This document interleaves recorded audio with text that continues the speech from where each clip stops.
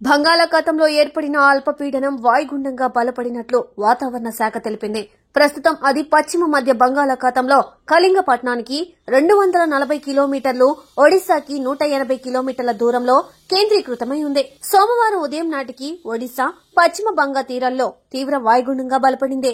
అనంతరం పశ్చిమ వాయవ్య దిశగా ప్రయాణిస్తూ సోమవారం మధ్యాహ్నానికి ఒడిశాలోని పూరీ సమీపంలో తీరం దాటే అవకాశం ఉందని వాతావరణ శాఖ ప్రకటించింది.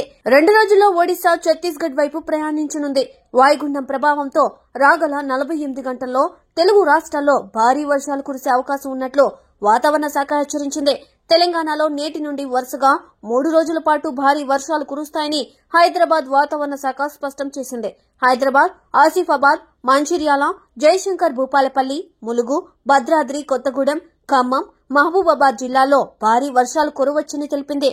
దీంతో ఆయా జిల్లాలకు ఆరెంజ్ అలర్ట్ జారీ చేసింది. మరోవైపు ఏపీలో సోమ, మంగళవారాల్లో భారీ నుండి అతి భారీ వర్షాలు కురుస్తాయని విశాఖ వాతావరణ శాఖ హెచ్చరించింది. దీని ప్రభావంతో శ్రీకాకుళం, విజయనగరం, మన్యం జిల్లాల్లో అధికంగా ఉంటుందని తెలిపారు.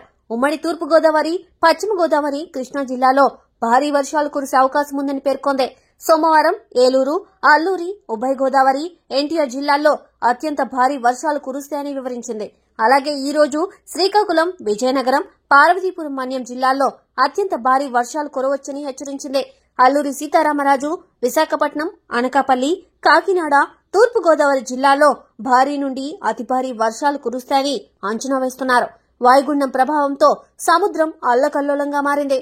గంటకు గరిష్టంగా 70 కిలోమీటర్ల వేగంతో గాలులు వీస్తున్నట్లు విశాఖ వాతావరణ కేంద్రం ముఖ్య అధికారి కేవీఎస్ శ్రీనివాస్ తెలిపారు. ఈ గురువారం వరకు మత్స్యకారులు వేటకు వెళ్లరాదని హెచ్చరించారు. కళింగపట్నం, విశాఖపట్నం, గంగవరం, కాకినాడ పోర్టులో 3వ నెంబర్ హెచ్చరికలు జారీ చేశారు. మచిలీపట్నం, నిజాంపట్నం, కృష్ణపట్నం పోర్టులో 1వ నెంబర్ ప్రమాద హెచ్చరికలు జారీ చేశారు.